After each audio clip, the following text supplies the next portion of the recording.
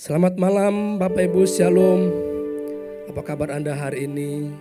Harapan kita dalam keadaan sehat, dalam keadaan baik, dalam keadaan sukacita.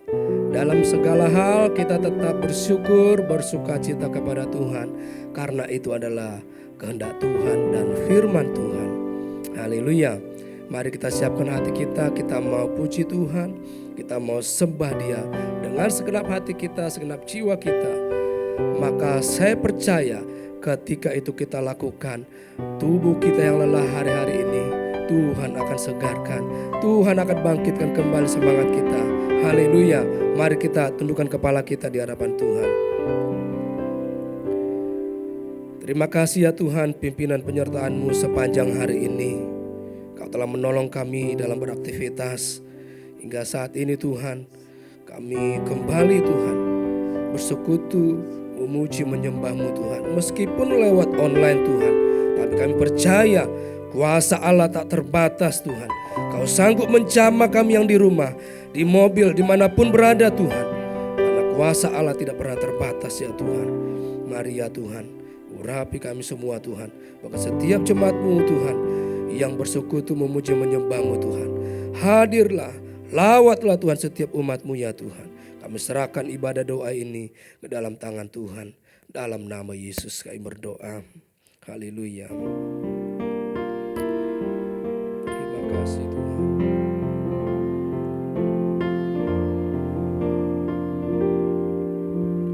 Agung dan mulialah Tuhanku. Sempurnalah perbuatan tangan-Mu. Berkuasa atas surga dan seluruh bumi. Tiada yang dapat seperti Kau Tuhan. Agung dan mulialah Tuhanku. Maha besar perbuatan tangan-Mu. Datang dan bersujud dalam hadirat-Mu, memuja Engkau seumur hidupku. Sembah Kau Allah yang maha besar. Sembah Kau Yesus keselamatanku.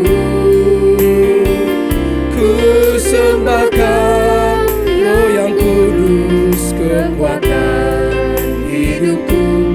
Ajaib Tuhan, sungguh Engkau mulia. Katakan agung dan mulialah Engkau Tuhan. Agung dan mulialah Tuhanku. Sempurnalah perbuatan tangan-Mu. Perbuatan tangan-Mu kuasa atas surga dan seluruh bumi. Tiada yang dapat seperti Kau Tuhan. Agung dan mulialah Tuhanku. Maha besar perbuatan tangan-Mu. Dan bersujud dalam hadirat-Mu, memuja Engkau seumur hidupku. Katakan ku sembah Kau. Sembah Kau Allah yang maha besar. Ku sembah Kau Yesus keselamatanku. Ku sembah Kau yang kudus, kekuatan hidupku. Ajaib Tuhan, sungguh Engkau mulia. Ku sembah Kau Allah yang maha besar. Ku sembah Kau Yesus keselamatanku.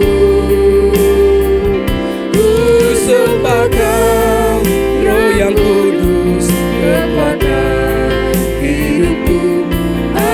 Tuhan, sungguh Engkau mulia.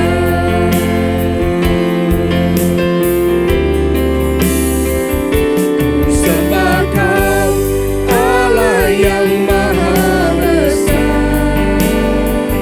Ku sembah Kau, Yesus keselamatanku. Ku sembah Kau, Roh yang Kudus, kekuatan hidupku.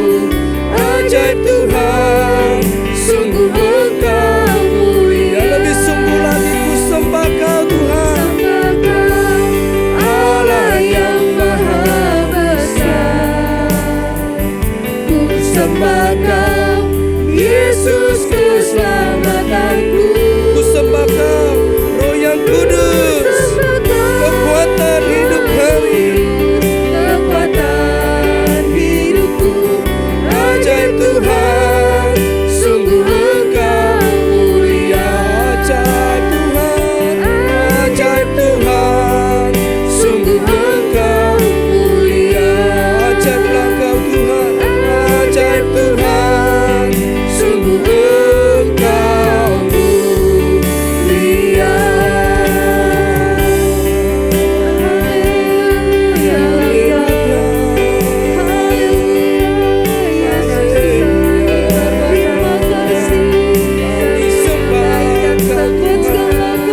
Allah yang besar, Allah yang ajaib, Allah yang perkasa. Besar kuasa-Mu, besar kasih-Mu Tuhan, tiada yang seperti-Mu.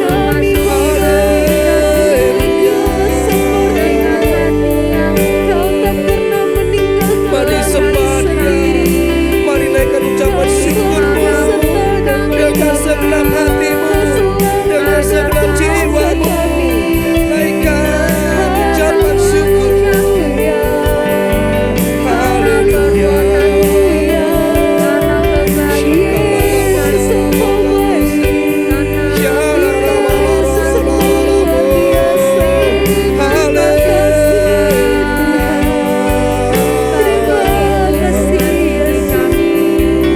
Mari sembah Dia. Bersyukurlah kepada Tuhan, sebab Dia baik, sangat baik. Terima kasih ya Tuhan. Haleluya.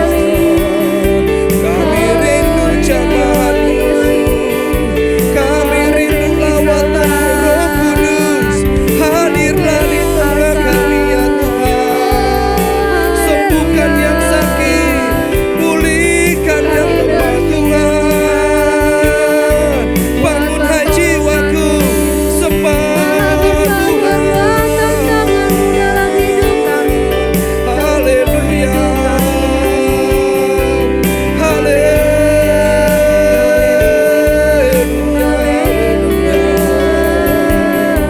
Terima kasih ya Bapa, Kau Bapa yang baik. Haleluya. Kami mau bersyukur kepada-Mu Tuhan, sebab Kau baik, selama-lamanya Kau baik Tuhan.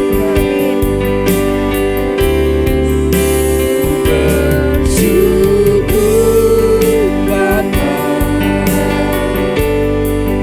ku bersyukur Tuhan, buat kasih setia-Mu di dalam hidupku. Ku bersyukur, mari bersyukur. Ku bersyukur Bapa, ku bersyukur Tuhan, buat kasih setia-Mu di dalam hidupku. Ku bersyukur, ku bersyukur,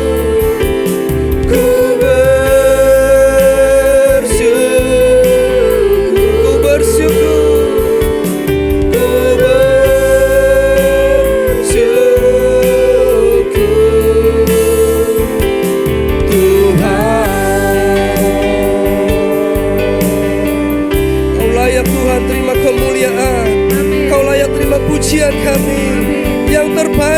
hanya bagimu Tuhan. Terpujilah namamu Yesus, Kau selama-lamanya Tuhan. Haleluya, haleluya, haleluya. Malam ini Tuhan kami rindu Tuhan, diberkati lewat kebenaran firman-Mu Tuhan. Pakai hamba-Mu Tuhan menjadi saluran berkat bagi setiap kami Tuhan. Kami buka hati kami buka pikiran kami mau responi Tuhan setiap firman-Mu Tuhan. Karena firman-Mu adalah perkataan-Mu sendiri untuk kami Tuhan. Bukan untuk orang di sekeliling kami, tapi untuk diri kami sendiri Tuhan. Mari Tuhan berbicara kepada kami lewat hamba-Mu Tuhan. Haleluya Yesus.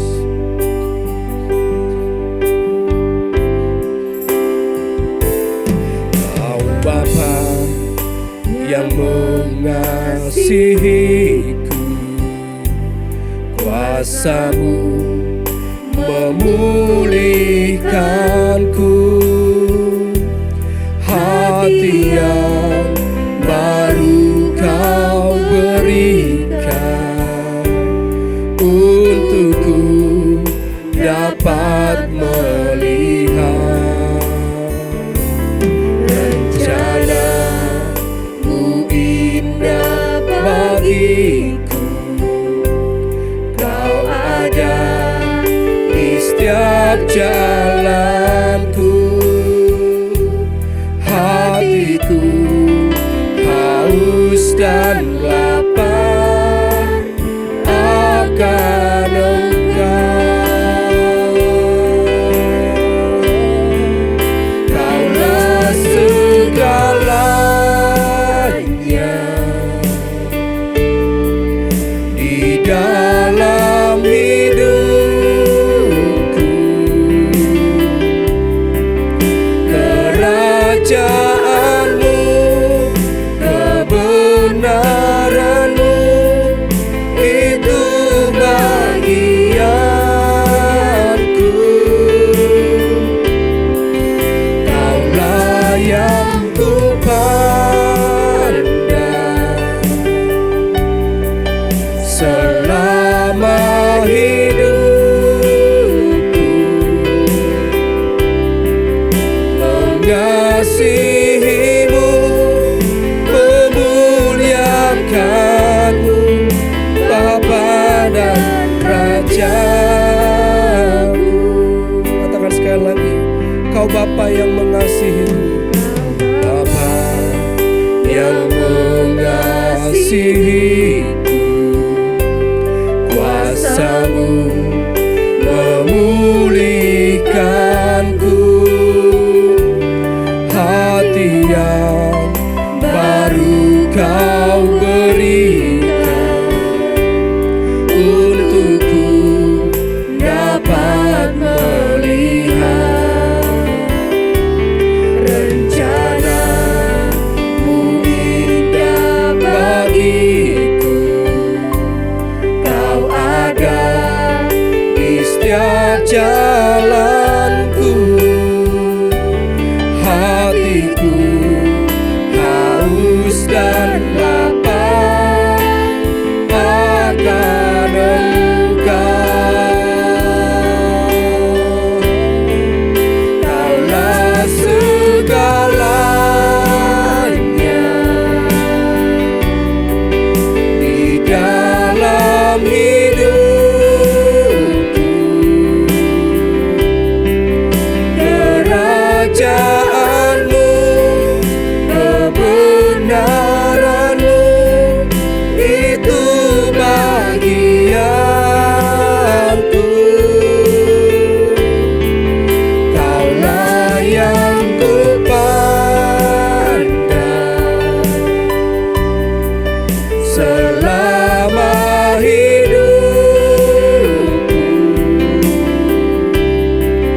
mengasihi-Mu, memuliakan-Mu, Bapa dan Raja-Ku. Kaulah segalanya, Kaulah segalanya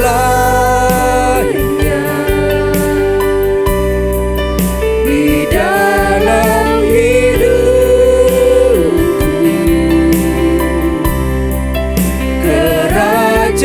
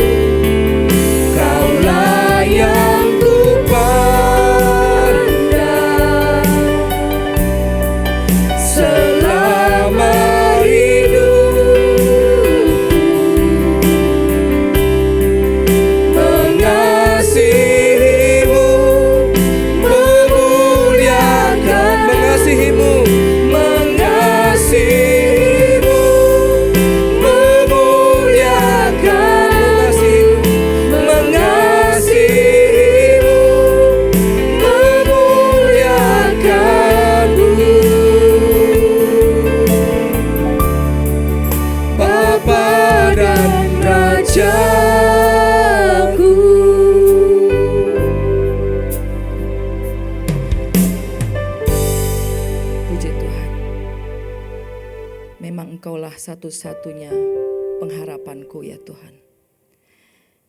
Pada malam hari ini kami rindu untuk mendengarkan didikan-Mu ya Bapa. Berbicaralah kepada kami semua Tuhan, dan urapi hamba-Mu ini Tuhan yang terbatas. Karena Engkaulah yang tidak terbatas itu. Lindungi kami ya Bapa. Kami layakan kami untuk melayani-Mu dan bimbing hamba-Mu ini sehingga apa yang ingin Engkau perkatakan Tuhan melalui mimbar ini, biarkan Roh Kudus yang memimpin hamba-Mu ini. Kami serahkan ibadah ini ke dalam tangan-Mu ya Tuhan. Dalam nama Yesus Kristus kami telah berdoa dan mengucap syukur. Haleluya. Amin. Shalom Bapak Ibu yang terkasih di dalam Tuhan Yesus. Selamat malam dimanapun saudara-saudara berada. Pada hari ini kita akan membahas satu tema, yaitu kembali bijak dan all out bagi Tuhan. Sebelumnya mari kita baca, ini kita membahas perumpamaan tentang bendahara yang tidak jujur tetapi cerdik di dalam mengatasi teguran ya, teguran dari tuannya. Mari kita baca dan saya akan bacakan dari Lukas 16 ayat 1 sampai 9. Dan Yesus berkata kepada murid-muridnya, ada seorang kaya yang mempunyai seorang bendahara. Kepadanya disampaikan tuduhan bahwa bendahara itu menghamburkan miliknya. Ayat 2, lalu ia memanggil bendahara itu dan berkata kepadanya, apakah yang kudengar tentang engkau? Berilah pertanggungan jawab atas urusanmu, sebab engkau tidak boleh lagi bekerja sebagai bendahara. Ayat 3, kata bendahara itu di dalam hatinya, apakah yang harus aku perbuat? Tuanku memecat aku dari jabatanku sebagai bendahara. Mencangkul aku tidak dapat, mengemis aku malu.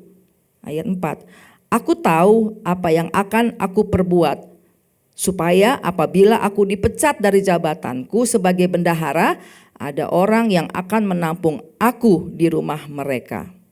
Ayat 5, lalu ia memanggil seorang demi seorang yang berhutang kepada tuannya. Katanya kepada yang pertama, berapakah hutangmu kepada tuanku? Ayat 6, jawab orang itu, 100 tempayan minyak. Lalu katanya kepada orang itu, inilah surat hutangmu, duduklah dan buat surat hutang lain sekarang juga 50 tempayan. Ayat 7, kemudian ia berkata kepada yang kedua, dan berapakah hutangmu? Jawab orang itu, 100 pikul gandum. Katanya kepada orang itu, inilah surat hutangmu, buatlah surat hutang lain 80 pikul. Ayat 8, lalu tuan itu memuji bendahara yang tidak jujur itu. Lalu tuan itu memuji bendahara yang tidak jujur itu, karena ia telah bertindak cerdik. Sebab anak-anak dunia ini lebih cerdik terhadap sesamanya daripada anak terang. Ayat 9, dan aku berkata kepadamu, ikatlah persahabatan dengan mempergunakan mamon yang tidak jujur, supaya mamon itu tidak dapat menolong lagi kamu diterima di dalam kemah abadi. Oke, ketika saya membaca perikop ini, saya harus hati-hati karena kok sepertinya Tuhan Yesus mengajar perumpamaan untuk meniru bendahara yang tidak jujur. Tapi ternyata tidak seperti itu ya. Kita tidak, nanti kita akan bahas, jadi kita harus berhati-hati untuk menafsir statement terutama di ayat 8 dan ayat 9 ya. Tadi saya bilang ada temanya adalah kembali menjadi bijak dan all out ya. Bijaksana adalah sikap seorang di dalam bertindak atau merespon berdasarkan akal sehat dan logika sehingga bisa dapat mengambil langkah tepat dan benar. Bijak menerima didikan Tuhan kembali menjadi bijak dan all out bagi Tuhan. Nanti kita akan belajar ya, seperti kita ya, kita ini seperti bendahara ya, diumpamakan kita sebagai bendahara. Mungkin dalam kehidupan kita itu ada begitu banyak tekanan hidup, apalagi sekarang ya, pandemi udah turun, dia naik lagi sekarang ya. Nah, mungkin ini membuat tekanan tertentu di dalam kehidupan kita yang menghantam setiap keluarga, menghantam pekerjaan kita, menghantam pelayanan kita juga. Situasi pelayanan menjadi berubah total ketika tahun 2019 akhir terjadi pandemi yang luar biasa. Dan itu tidak mudah perubahan itu, ya. Kita banyak menderita, kita banyak kesulitan, banyak PHK. Bisa saja kita tergoda seperti bendahara ini dalam perumpamaan ini, kemudian dia mengambil jalan pintas, yaitu menipu tuannya yang hutangnya cuma 50, dibilang 100 karung, ya. Yang hutangnya cuma ada berapa tempayan, 100 tempayan, ya. Ternyata hutangnya pinjamannya itu cuma ada 80 tempayan. Ya, jadi setiap keadaan kehidupan kita bisa mempengaruhi bahkan anak-anak Tuhan. Ya, kita ini seperti bendahara. Wah, uang enggak ada nih. Udah kita jalan pintas aja, kita bohongin aja bos kita gitu ya. Kira-kira seperti itu. Ya, kita sama seperti bendahara ini. Tetapi bagaimana kita bersikap itu nanti yang akan kita bahas. Apakah ada suatu pelajaran yang kita dapat dari si bendahara yang tidak jujur ini? Bagaimana dia bersikap ketika tuannya itu memecat dia? Bagaimana dia bersikap? Ya, itu akan juga menjadi pelajaran buat kita. Dalam 2 Korintus 4 ayat 17 dikatakan, sebab penderitaan ringan yang sekarang ini mengerjakan bagi kami kemuliaan kekal atau surgawi yang melebihi segalanya, jauh lebih besar daripada penderitaan kami. Ya, saya ulangi lagi. Sebab penderitaan ringan yang sekarang ini mengerjakan bagi kami kemuliaan kekal. Penderitaan ringan, kok ringan gitu ya? Udah banyak penderitaan, tapi di sini Paulus bilang sebab penderitaan ringan yang sekarang ini mengerjakan bagi kami kemuliaan kekal yang melebihi segala-galanya, jauh lebih besar daripada penderitaan kami. Artinya apa? Ketika ada akibat daripada situasi dalam yang kita hadapi, kita fokus kepada kemuliaan kekal sehingga ini menjadi terasa kita lebih ringan menghadapinya. Karena kita tahu tujuan kemana kita akhirnya, yaitu pada kemuliaan kekal. Ya, jadi ketika menghadapi suatu masalah, menghadapi teguran ya dari Tuhan, itu sebenarnya kalau kita melihat tujuan akhir, itu jauh lebih besar daripada penderitaan yang kita alami. Artinya apa? Semua nikmat dunia yang Paulus alami tidak dapat dibandingkan dengan hal keselamatan kekal. Ya. Manusia lebih gigih memperjuangkan kesenangan duniawi, itu memang apa adanya ya. Bendahara tidak jujur demi uang dengan cara tadi memanipulasi uang tuannya, ya pinjamannya. Kalau zaman dulu itu, ya zaman Israel, zaman dulu ya, bendahara itu mendapatkan, ini saya baca dari tafsiran dari Lembaga Alkitab Indonesia, Perjanjian Baru, bendahara itu sudah mendapatkan komisi dari mereka yang berhutang. Ya, tapi tidak disebutkan berapa persennya gitu ya. Misalnya ada pinjaman dalam bentuk uang, kalau dulu kan dalam bentuk natura ya, tempayan minyak, berapa karung gandum, itu mendapatkan komisi dari si tuannya ini. Dulu ya, kalau sekarang kan dalam bentuk uang. Udah dapat misalnya komisinya misalnya 100 bilang aja gitu, udah dia dapat.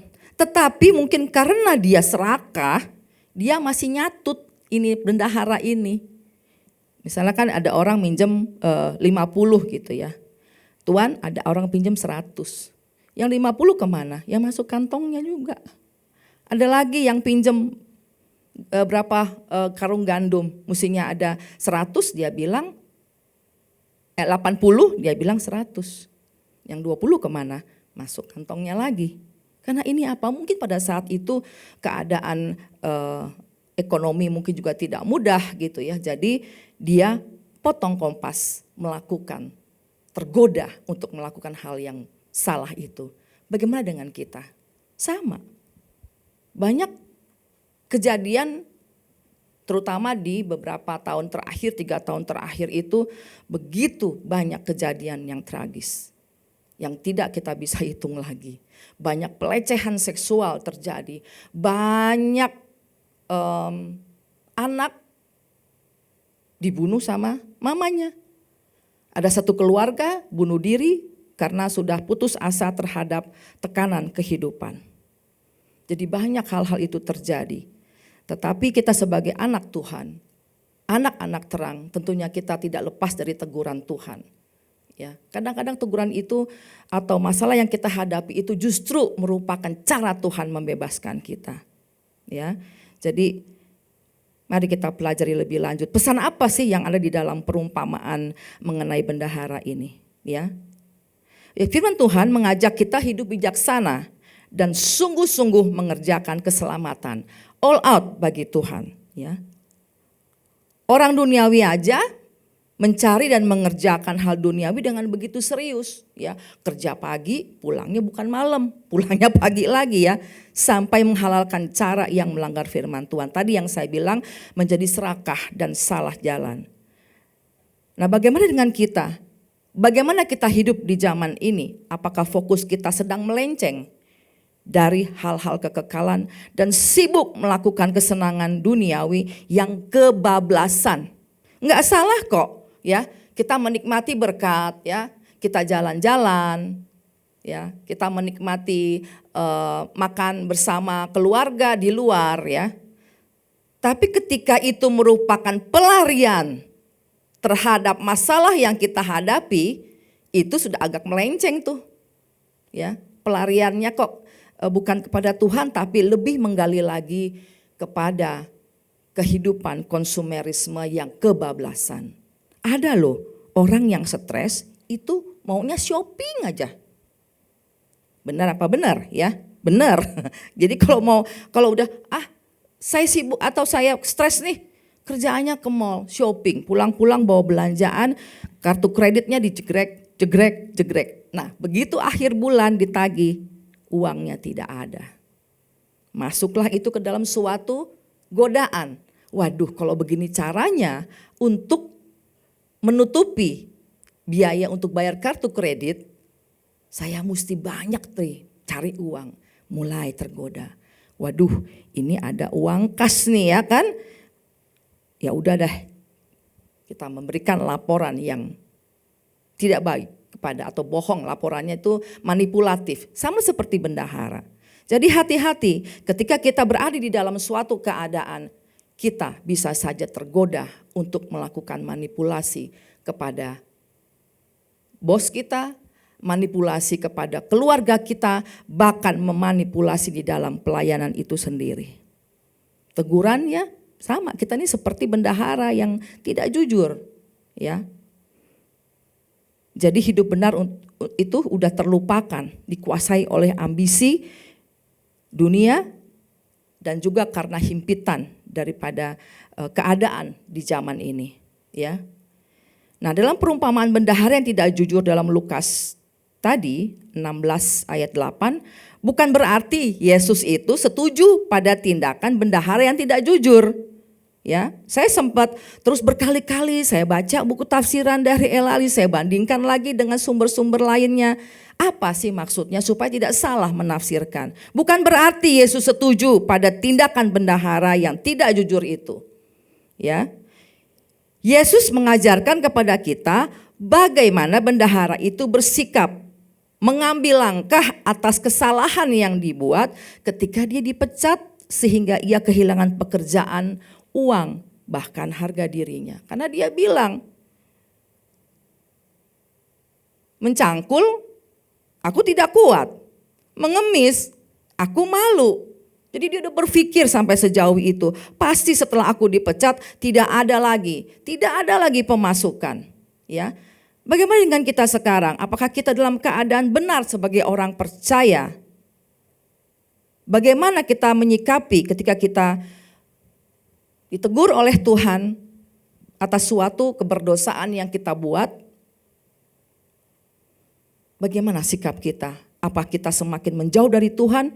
Oh, Tuhan tidak adil. Oh, Tuhan nggak ada.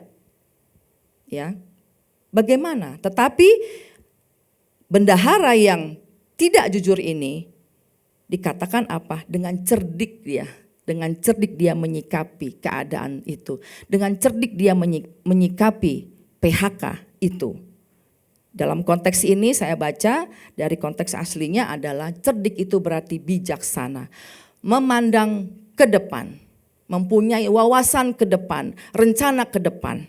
Itulah cerdik, bijaksana, melihat ke depan. Ya.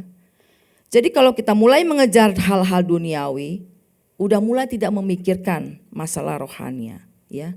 Kemudian dikuasai ambisi tadi karena dia lihat, waduh ini aku kurang nih, kekurangan nih. Kalau sampai akhir bulan nih aku nggak bisa mencukupi cash flow ini gitu ya. Jadi mulai ada rasa khawatir, mulai suam-suam kuku dalam melayani Tuhan karena fokusnya adalah pada kekhawatiran itu sendiri. Mulai iblis ini mulai menggoda. Udahlah, nggak usah pelayanan, ya. Mulai manipulatif nanti. Kok nggak pelayanan sih? Iya, di rumah ini masih sibuk. Itu manipulatif loh Bapak Ibu sekalian ya. Bukannya tidak manipulatif. Kita bicara mengenai perumpamaan ini bukan hanya sekedar materi, bukan hanya sekedar uang. Karena di sini dipakai uang sebagai perumpamaan saja ya. Perumpamaan bendahara. Tetapi manipulatif itu bisa macam-macam. Bisa juga sikap kita yang manipulatif. Yang kalau sudah salah pura-pura galak gitu ya. Bisa aja itu sikap yang manipulatif. Ya. Menjadi tidak acuh dengan pekerjaan Tuhan. Asik mengejar kenikmatan dunia seperti si bendahara ini. Ya. Jadi bendahara itu pasti tadinya baik, saya percaya. Kalau tidak, dia tidak pernah akan menjadi bendahara. Bendahara itu suatu jabatan yang cukup dipercaya karena bendahara ini mencakup kegiatan yang berhubungan dengan uang banyak. Tapi dia tergoda. Wah, makin banyak orang yang berhutang kepada bosnya ini kan. Wah, ya udah, kalau orang minjem 50, saya bilang aja 100. Kalau orang minjem 20, bilang aja 40. Biasa kan iblis berbisik. Udah, ini enak nih. Ayo, gitu kan. Ayo cepetan lakukan itu, maka engkau akan terlepas daripada masalah keuanganmu. Manipulatif. Ya, bisa juga manipulatif yang tadi saya bilang. Dari sikap kita. Mulai timbul kesombongan. Ya, itu manipulatif. Berikutnya. Nah, ada 3 pelajaran dari perumpamaan bendahara yang tidak jujur. Ya, jadi masuknya tadi bendahara itu menjadi tidak jujur, pasti ada suatu sebab akibat. Ya. Nah, yang pertama apa sih pelajaran itu? Yang pertama, kalau kita baca ya di Lukas 6 ayat 3, itu dia peka terhadap situasi. Ambil langkah yang tepat dan benar dan hatinya tidak keras. Kalau kita baca di Lukas 6 ayat 3, apa yang harus saya perbuat? Tuannya sudah tahu kesalahannya, tuannya sudah memecatnya, tidak memandang remeh, ya, tidak memandang remeh masalah itu. Dan dia responsif. Segera cari solusi dan ambil tindakan. Jangan udah ada teguran, ya, teguran dari si tuannya itu, tenang aja, biar ninin aja gitu kan. Ntar gimana entar deh gitu kan ya. Nah, jadi kita harus melihat bagaimana si bendahara yang tidak jujur ini bisa menyikapi teguran atau dia dipecat, dia bisa bersikap dengan benar. Apakah dia menjadi putus asa? Apakah dia menjadi apatis terhadap bosnya? Atau dia mencari jalan? Kita lihat lebih lanjut ya. Demikian juga kita sebagai orang percaya, kita harus peka dan sadar. Ketika persekutuan hubungan kita dengan Tuhan sudah mulai terganggu. Gimana enggak terganggu? Kalau ketika kita biasanya bisa berdoa, karena kekhawatiran yang begitu tinggi, kita fokusnya hanya, aduh Tuhan gimana ini besok ya, ini udah jatuh tempo, mesti bayar kartu kredit yang saya bayar untuk shopping karena gundah gulana, karena merasa kecewa. Larinya ke shopping, bukan kepada Tuhan. Ya.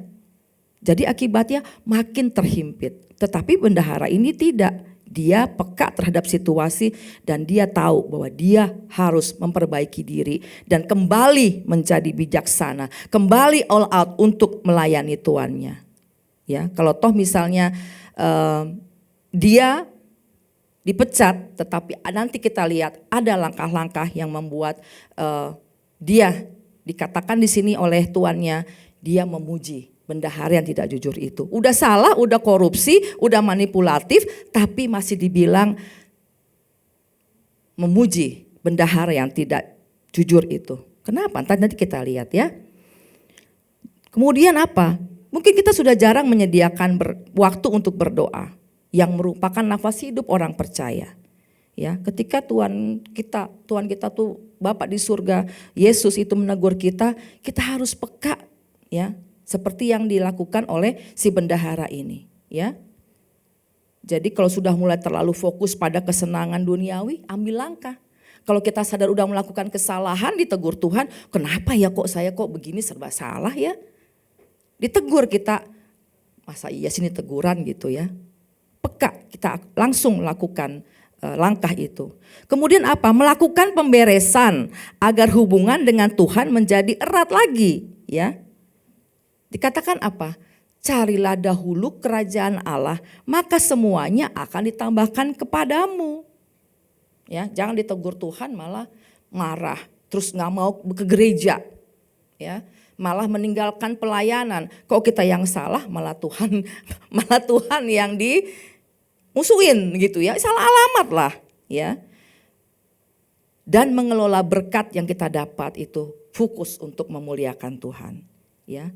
Harta itu titipan Tuhan Bapak Ibu sekalian, bukan milik kita semata. Apapun yang kita miliki adalah titipan, termasuk anak, termasuk istri, termasuk suami, itu adalah titipan yang Tuhan berikan kepada kita.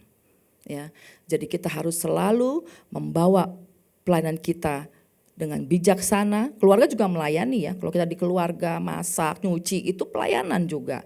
Dan kita lakukan dengan sebaik-baiknya, jangan manipulatif, ya, jangan manipulatif. Manipulatif itu banyak unsurnya, secara ekonomi, secara waktu, secara sikap, banyak yang bisa dilakukan, yang masuk kategori manipulatif ya. Harta titipan Tuhan, jadi pergunakanlah harta kita itu dengan bijaksana. Yang kedua, ya, tadi pertama adalah sikapnya si bendahara adalah kemudian langsung mengambil langkah, ya. Tidak tunggu-tunggu, dan dia mencari akal, mencari jalannya bijaksana. Bagaimana saya mencikapi PHK dari tuan ini. Kemudian yang kedua, segera ambil tindakan untuk perbaiki diri. Langkah antisipasi seperti dalam Lukas 16 ayat 4-7 tadi. Yang dikatakan oleh si bendahara seperti ini. Aku tahu apa yang akan aku perbuat. Nah berarti dia udah cari itu. Dia declare, aku tahu apa yang akan aku perbuat. Supaya apabila aku dipecat dari jabatanku sebagai bendahara dan ada orang yang menampung aku di rumah mereka. Ya, karena dia tahu, wah aduh dipecat nih gimana ini. Ya, dipecat rumah saya nggak ada, mungkin akan diambil oleh tuannya. Dia udah mulai berpikir panjang ya. Jadi dia membuat sesuatu ya. Dalam Lukas 16 ayat 4-7 yang tadi saya sudah bacakan, ya. Bagaimana? Ia memulihkan hubungan dengan sesama. Di mana? Dia mengurangi hutang yang tadinya misalnya 100 tempayan, ya sudah dikembalikan lagi menjadi 50 tempayan ya. Yang tadi itu. Jadi dia memulihkan hubungan dengan sesama. Setengah kalau orang dikurangi hutangnya, pasti seneng lah. Oh puji Tuhan ya, hutang saya sekarang kembali mengecil. Ya, padahal memang hutangnya segitu, dia tidak merugikan tuannya, tapi dia mengembalikan apa uang yang sudah diambil dari tuannya. Ya utangnya cuma 50 dia bilang. Dia utangnya 100 dia bilang cuman utangnya 50 dia bilang 100, yang 50 diambil dimasukkan ke dalam dompetnya gitu ya. Jadi dia mengembalikan itu kepada tuannya. Ya sama sekali dia tidak dirugikan tuannya ini, karena kenapa? Semua diluruskan kembali ya. Itu memulihkan hubungan dengan sesama, dengan mengurangi hutang dengan yang sebenar-benarnya. Kemudian memulihkan hubungan dengan Tuhan.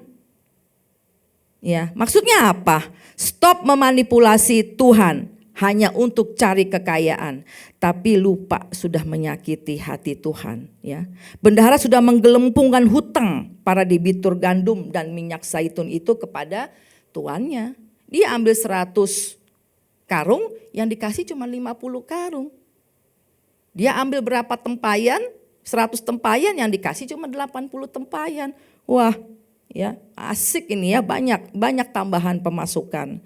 Tapi dalam Filipi 2 ayat 12 dalam konteks ini adalah, hai saudara-saudaraku yang terkasih, kamu senantiasa taat.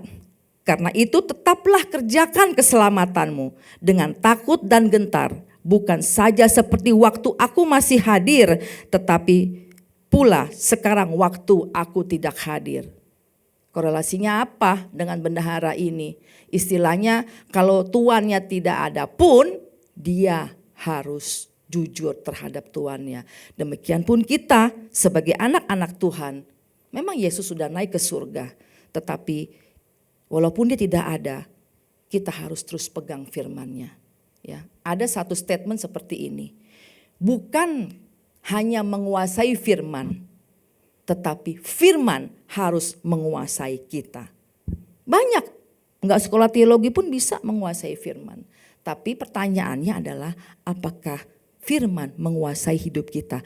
Apa kita selalu berpegang kepada firman itu? Sehingga ketika Tuhan menegur kita, kita diberikan kekuatan oleh Tuhan. Karena kenapa? Janji-janji Tuhan itu ada di dalam Alkitab. Kalau nggak pernah baca Alkitab, mana tahu janji Tuhan? Ya, jadi hati-hati. Ya, kita selalu mengatakan Tuhan tidak adil. Padahal seperti di pengkhotbah kalau kita baca, ada waktu tertawa, ada waktu menangis. Menangislah waktu ditegur Tuhan, kemudian bertobat, kemudian mengambil langkah seperti bendahara yang tidak jujur, tapi karena dia mau dibentuk, dia melakukan hal yang tepat, yaitu mengembalikan semua uang yang dia ambil. Ya. Kemudian waspada atas apa yang kita pikirkan dan kita kerjakan setiap hari. Apakah ini sudah benar? Apakah untuk memuliakan Tuhan ataukah hanya untuk memuaskan diri sendiri? Ya. Dalam keluarga misalnya, kita marahin anak kita. Kamu gimana sih? Mungkin ini ibunya marah bukan karena kesalahan anak itu. Jadi anak ini cuma jadi sasaran aja. Mungkin dia kesel sama suaminya, tapi anaknya yang dimarahin. Itu juga manipulatif. Jadi korban ini anak. Jangan sampai seperti itu ya Bapak Ibu sekalian ya. Jadi waspada atas apa yang kita pikirkan. Waspada atas kerjakan yang apa yang kita kerjakan setiap hari. Apakah kita ketika kita mau berucap pun sebaik kita tidak mudah responsif ketika ada suatu tekanan. Kita tenang dulu sebentar, baru kita pikir dan baru kita ucapkan. Ya. Apakah perbuatan kita membawa kemuliaan bagi Tuhan yang sudah menyelamatkan kita? Mari kita hidup kudus, hidup benar, hidup kekal di surga adalah masa depan kita yang sesungguhnya. Ya. Kita boleh, bilang kita membenci dunia, jangan dibenci dunia. Kita membenci apa yang dunia lakukan. Kejahatan dunia yang dilakukan oleh manusia sekarang ini. Tapi jangan benci orangnya. Ya. Jadi kita memang adalah agen-agen pendamaian. Karena dasarnya apa? Kasih Kristus yang begitu kekal. Yang ketiga apa yang dilakukan oleh si bendahara ini? Yang ketiga adalah totalitas terhadap jati diri kita sebagai orang percaya. Ya. Kalau dia mencapai suatu jabatan bendahara, saya percaya kok dia ini seorang yang juga penting, ya. melihat bagaimana kebiasaan orang bendahara di zaman Israel pada saat itu, ya. Dalam Lukas 16 8 sampai 9. Walau dalam keadaan dipecat, bendahara itu mengambil keputusan untuk mulai merubah arah perilakunya. Bagaimana dengan kita? Ya, ketika menghadapi satu teguran dari Tuhan, apakah kita mau mutung aja? Enggak deh, nanti aja. Nanti aja. Ngapain? Saya mesti berubah. Enggak ada. Pokoknya saya benci sama orang itu. Dendam akhirnya ya.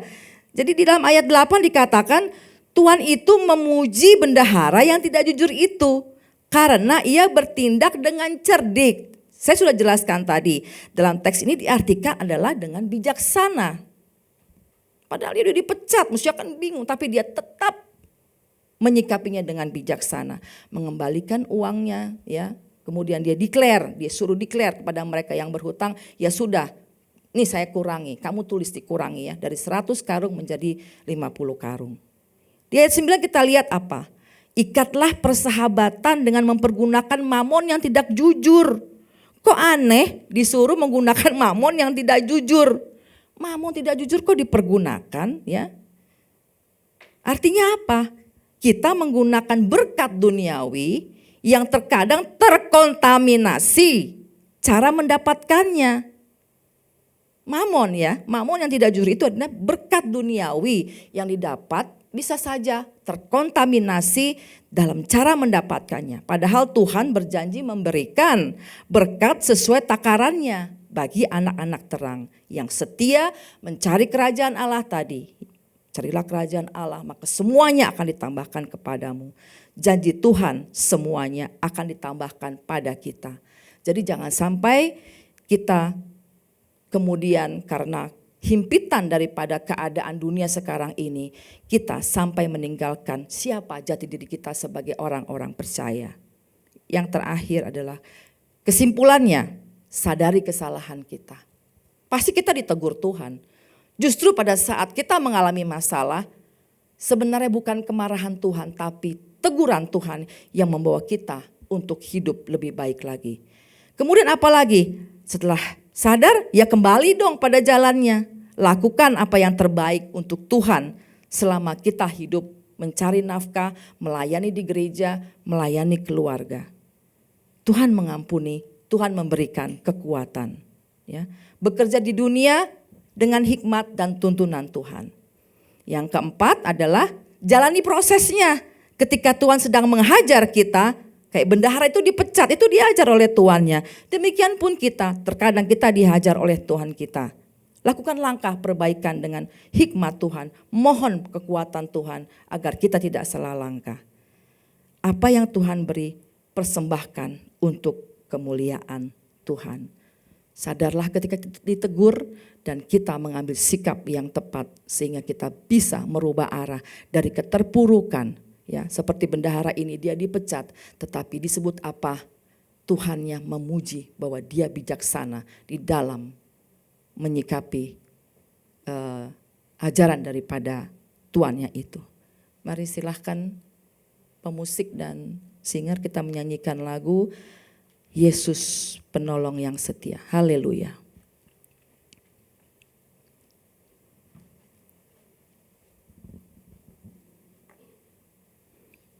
Haleluya. Terima kasih Tuhan.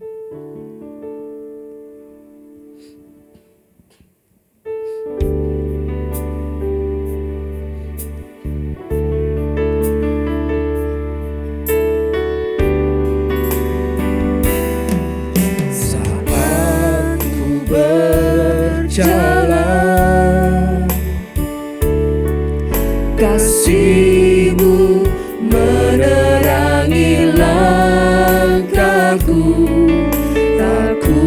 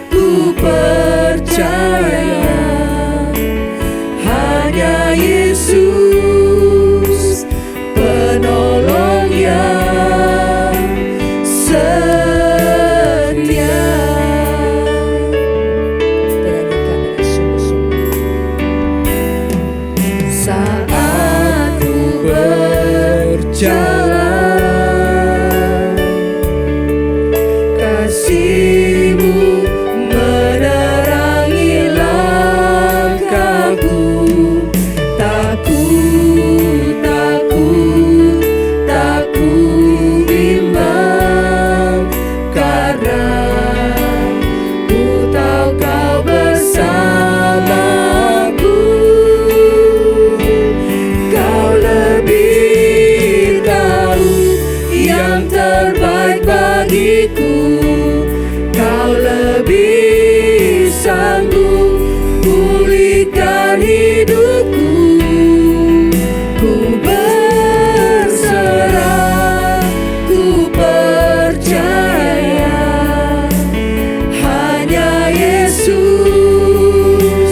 penolong yang setia. Kau lebih tahu yang terbaik bagiku. Kau lebih sanggup pulihkan hidupku. Ku berserah, ku percaya, hanya Yesus penolong yang setia. Hanya Yesus penolong yang setia. Hanya Yesus penolong yang setia. Benar Tuhan, hanya Engkau penolong yang setia. Kami mau mengaku ya Tuhan, ketika himpitan-himpitan hidup di dunia ini semakin hari semakin bertambah Tuhan, kami tergoda untuk manipulatif seperti perumpamaan daripada bendahara yang tidak jujur itu. Ampuni kami ya Bapa. Terima kasih Tuhan atas firman-Mu yang menegur kami semua. Bimbing ya Roh Kudus agar kami bersikap bijaksana. Boleh kami belajar daripada perumpamaan ini ya Tuhan. Dan kami merespon Tuhan teguran-Mu ya Tuhan. Untuk kembali menjadi bijaksana. Kembali membangun hubungan yang erat dengan-Mu. Kembali menjadi all out di dalam melayani-Mu ya Tuhan. Dan tidak manipulatif. Karena kita dihimpit oleh keadaan. Tetapi mari kita sungguh-sungguh datang kepada Tuhan. Untuk mengembalikan hubungan yang baik dengan Tuhan. Hanya Engkaulah Tuhan pengharapan kami ya Bapa. Bimbing kami semua jemaat-Mu di tempat ini. Dan juga mereka yang mendengarkan firman ini Tuhan pada malam hari ini ya Bapa. Engkaulah sumber kehidupan Tuhan. Ketika kami menerima teguran-Mu ya Bapa, kami mohon Roh Kudus membimbing kami, mengerti apa yang harus kami lakukan. Dan kami boleh belajar Tuhan daripada bendahara yang tidak jujur ini. Dia bukannya putus asa, tetapi dia mencari jalan untuk memperbaiki kehidupannya dengan sesama. Dan juga memperbaiki kehidupannya yang terpenting dengan Engkau, Bapa kami di surga. Terima kasih Tuhan, hamba-Mu telah selesai berbicara ya Bapa. Dan bimbing kami bukan hanya menguasai firman, tetapi kami rindu firman menguasai kami ya Tuhan. Oh Tuhan, terima kasih. Terima kasih Bapa atas bimbingan-Mu Tuhan melalui mimbar ini. Di dalam nama Yesus Kristus kami telah berdoa dan mengucap syukur. Haleluya. Amin.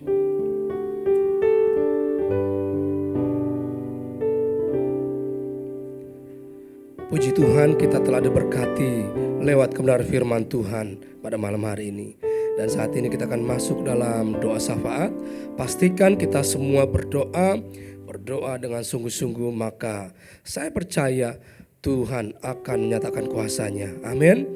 Haleluya. Kita akan pujian, curahkan kuasa-Mu Tuhan.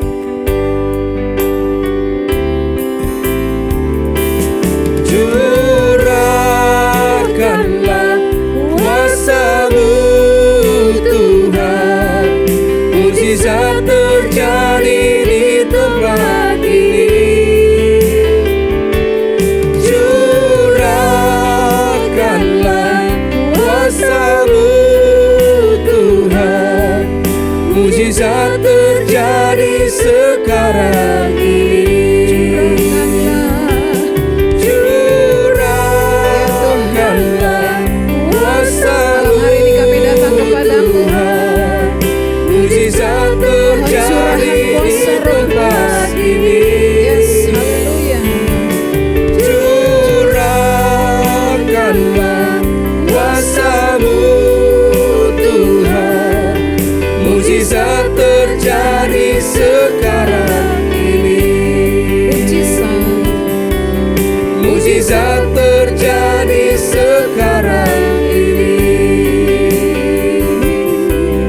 Mujizat terjadi sekarang ini. Haleluya. Saudara percaya mujizat Tuhan terjadi, amin. Yes, sebelum kita berdoa, saudara-saudara, ada ayat firman Tuhan dalam 2 Tawarik pasal 7 ayat 14 berkata, dan umatku yang atasnya namaku disebut merendahkan diri, berdoa, mencari wajahku lalu berbalik dari jalan-jalannya yang jahat, maka Dia sendiri akan mendengar dari surga dan mengampuni dosa mereka serta memulihkan negeri mereka. Baik Bapak Ibu Saudara-saudara, kita akan berdoa syafaat. Kalau ada 2 atau 3 orang sepakat di bumi saja, maka sesuatu terjadi. Mari kita berdoa. Ini pokok-pokok doa, boleh saudara lihat sebentar? Iya. Dan ketika saya berdoa saudara dukung, katakan kata-kata iman ya. Puji Tuhan, haleluya. Bapak Surgawi, malam hari ini kami bersyukur, berterima kasih untuk kehadiran-Mu di tengah-tengah kami. Mulai dari pujian dan penyembahan, bahkan firman Tuhan yang sudah menguatkan kami di malam hari ini. Terima kasih ya Tuhan Yesus. Kiranya Roh Kudus memampukan kami di malam hari ini, sehingga kami menjadi pelaku firman-Mu. Dan ketika kami berdoa malam hari ini, biar kiranya kalau ada kesalahan-kesalahan pelanggaran kami, biar kiranya Tuhan Engkau mengampuni segala dosa kami sesuai dengan firman Tuhan bahwa ketika kami berbalik dari jalan-jalan yang jahat, maka Tuhan akan memulihkan, Tuhan akan mengampuni segala dosa kami. Terima kasih, kami bersehati di malam hari ini, kami berdoa, kami rindu kebangunan rohani terjadi dalam setiap ibadah kami. Tuhan, biar kiranya Engkau melawat setiap umat-Mu, Engkau mengurapi setiap para pelayan, Engkau mengurapi semua yang melayani, sehingga melalui pelayanan kami, Roh Kudus bekerja, Roh Kudus berkarya, Roh Kudus akan mengalir di seluruh ibadah kami pagi, siang, sore, bahkan ya Tuhan yang ada di keluarga besar juga. Dan kami mau lihat bahwa ada banyak jiwa berjumpa dengan Tuhan secara pribadi, sehingga bukan rutinitas mereka datang beribadah, tetapi mereka sungguh-sungguh rindu perjumpaan dengan Tuhan Yesus Kristus. Mereka tidak mengejar berkat, tapi mereka mengejar sumber berkat. Terima kasih ya Tuhan Yesus. Malam hari ini juga kami berdoa untuk Ibu Gembala senior kami, Bapak dan Ibu Gembala. Kami berdoa untuk seluruh tim Gembala. Tuhan, kami izinkan ya Tuhan Yesus, Roh Kudus terus berkarya dalam hidup kami. Bukan kuat dan gagah kami, ini semua karena anugerah, oleh karena kepercayaan dan panggilan-Mu, sehingga kami boleh melayani-Mu di tempat ini, di Gereja Bethel Indonesia Petamburan. Tuhan, terus pakai kami dengan kuasa Roh Kudus, sehingga setiap pelayanan kami, pelayanan yang bukan biasa-biasa saja, bukan karena rutinitas, tapi pelayanan yang membawa dampak dan luar biasa. Ada tanda-tanda heran terjadi, ada mujizat Tuhan terjadi. Kami berdoa biar kiranya Tuhan terus pakai kami, hamba-hamba-Mu, sehingga kami terus mencari Tuhan, merendahkan diri di hadapan-Mu, mencari wajah-Mu selalu, sehingga apa yang menjadi isi hati-Mu boleh kami sampaikan kepada umat-Mu, sehingga mereka mengalami mujizat dan kuasa Tuhan. Terima kasih, kami juga berdoa ya Tuhan untuk anak-anak muda. Tuhan Yesus, di era zaman digital ini ya Tuhan, sangat mudah untuk mengakses, oh Tuhan, film-film pornografi. Oleh karena itu Tuhan Yesus, kami berdoa bersehati kalau ada di antara mereka anak-anak muda yang sudah terikat dengan pornografi, ampunilah dan pulihkanlah mereka. Tuhan, jamah mereka, berikan kekuatan iman yang luar biasa sehingga mereka boleh mengalahkan setiap keterikatan dari pornografi ya Tuhan. Jamah, pulihkan kekuatan ilahi mengalir dalam hidup mereka sehingga mereka keluar dari bukan apa yang direncanakan Tuhan. Baik mereka juga yang sudah terjerumus, oh Tuhan, dengan seks bebas, ampunilah mereka ya Tuhan, sehingga mereka boleh keluar dari yang bukan rencana Tuhan. Oh, setiap panah api iblis, setiap kuasa-kuasa iblis yang telah mengikat mereka di dalam kebodohan, mereka kami rebut dalam nama Yesus Kristus. Kami rebut dalam nama Yesus Kristus. Kuasa ilahi menjamah dan memulihkan mereka keluar dari seks bebas. Tuhan, kami berdoa juga untuk mereka yang karena pergumulan ekonomi atau pergumulan tekanan hidup sehingga mereka terikat dengan obat-obatan. Mereka anak-anak muda yang mencoba-coba dan terjerumuslah dalam obat-obatan, kami berdoa juga sehingga mereka keluar dari keterikatan obat-obatan. Tuhan, mohonlah belas kasihan buat anak-anak muda sehingga mereka mencari Tuhan, mereka merindukan Tuhan. Bukan pornografi, bukan seks bebas, bukan obat-obatan, tetapi Yesus Kristus menjadi juru selamat mereka. Tuhan, biar kiranya mereka mengalami kelepasan dan dipulihkan serta hidup di dalam pertobatan. Terima kasih ya Tuhan. Inilah doa dan permohonan kami kepadamu di dalam nama Tuhan Yesus Kristus. Kami sudah berdoa dan bersyukur. Haleluya. Amin.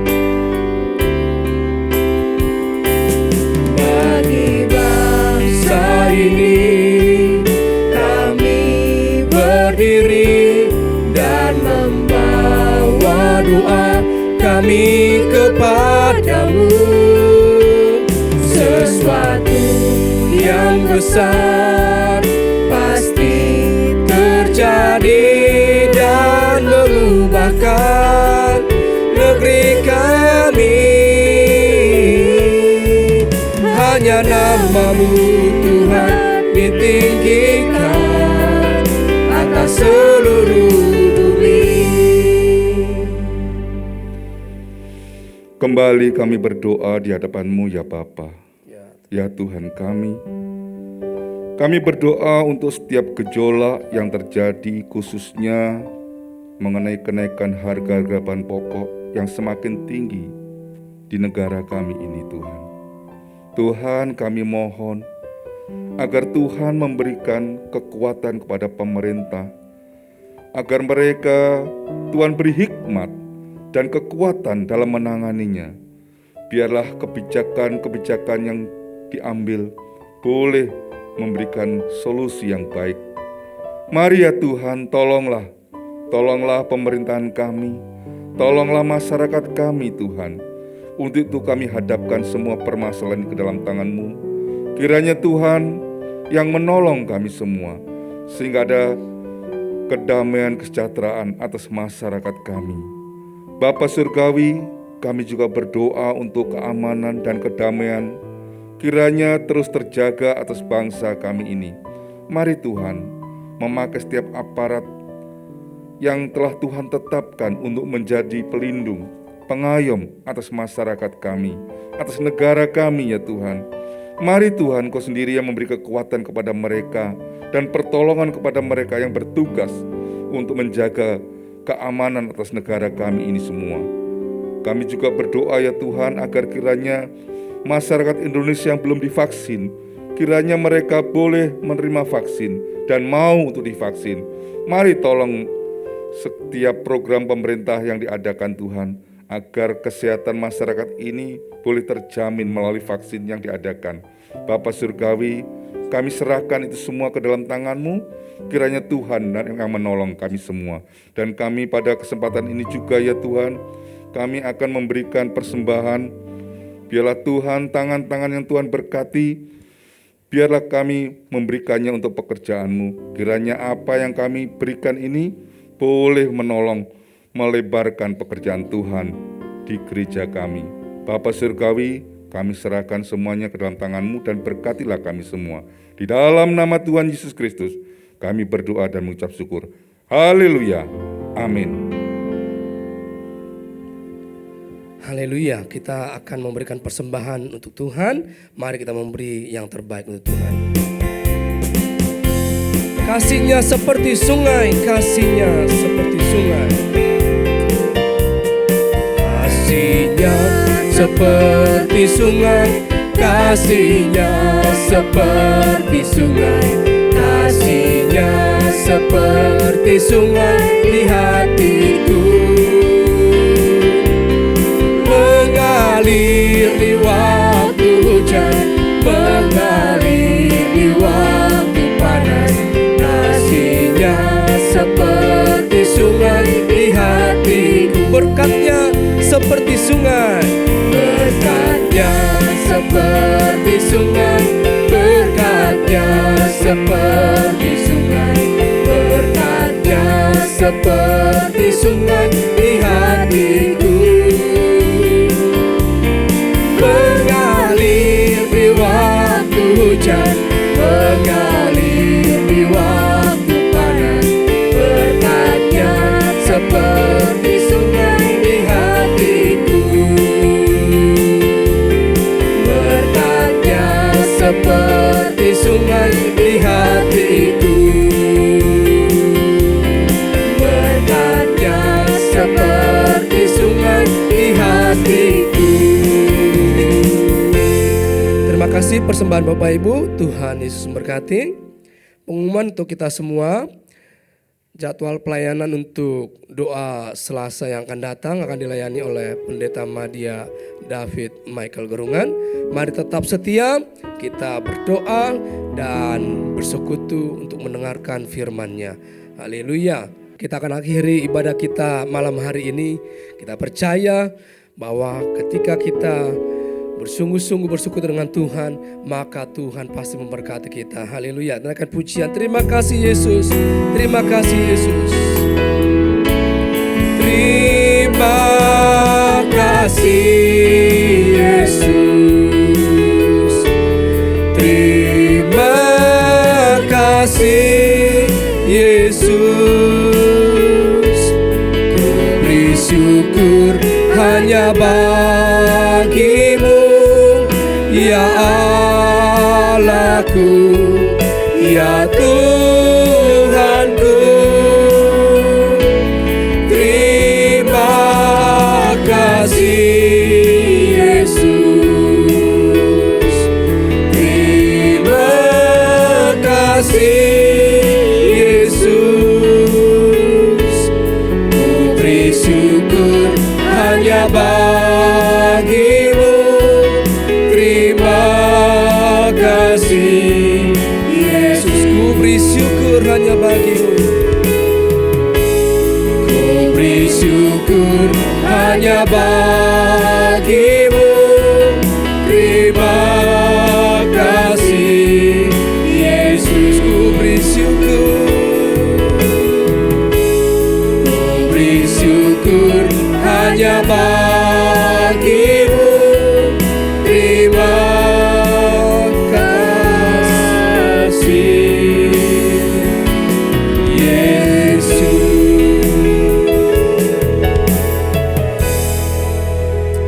Terpuji-pujilah Engkau ya Tuhan, Allah yang setia, untuk terus membawa kami kepada seluruh kehendak dan kebenaran-Mu ya Tuhan.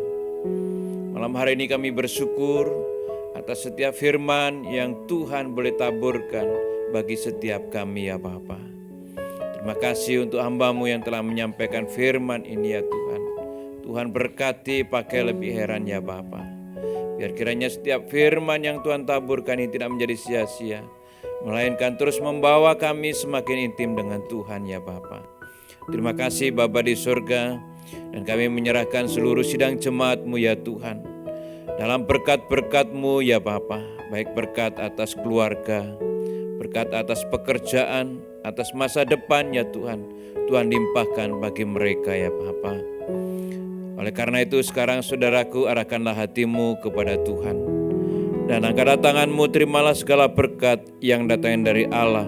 Seperti firman Tuhan berkata, kiranya Tuhan yang menjawab engkau pada waktu kesesakan, kiranya nama Allah Yakub yang membentengi engkau, kiranya dikirimkannya bantuan kepadamu dari tempat kudus dan disokongnya engkau dari Sion. Kiranya diingatnya segala korban persembahanmu dan disukainya korban bakaranmu. Kiranya diberikannya kepadamu apa yang kau kehendaki dan dijadikannya berhasil apa yang kau rancangkan. Anugerah dari Bapa di surga, kasih sayang dari Tuhan Yesus Kristus, damai sejahtera melalui persekutuan dengan kuasa Roh Kudus menjadi bagian saudara malam hari ini sampai Maranatha. Demi nama Yesus Kristus kami naikkan doa syukur kami. Haleluya. Amin. Sampai berjumpa kembali minggu yang akan datang. Tuhan memberkati.